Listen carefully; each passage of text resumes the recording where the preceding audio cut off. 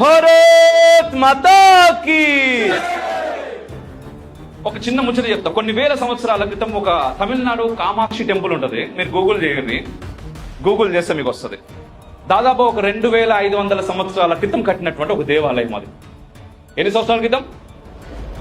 2500 సంవత్సరాల క్రితం కట్టినటువంటి ఒక దేవాలయం. ఆ దేవాలయం గోడల మీద ఇప్పుడు మామూలుగా చెక్కుతారు కదా, ప్రతి దేవాలయానికి పోతే ఏదో ఒక శిల్పాలు మనకు కనిపిస్తూ ఉంటాయి.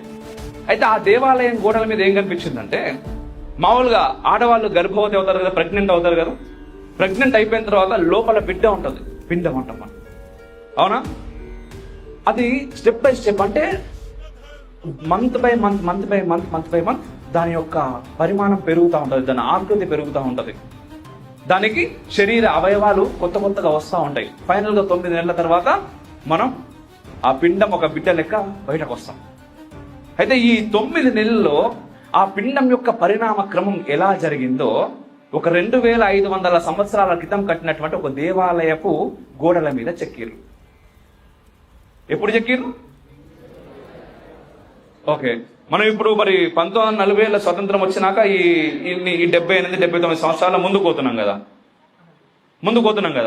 మరి 2500 సంవత్సరాల క్రితమే ఎటువంటి ఈరోజు మనం చూస్తున్నటువంటి మైక్రోస్కోప్లు అవో ఏం లేనప్పుడే, ఎంఆర్ఐ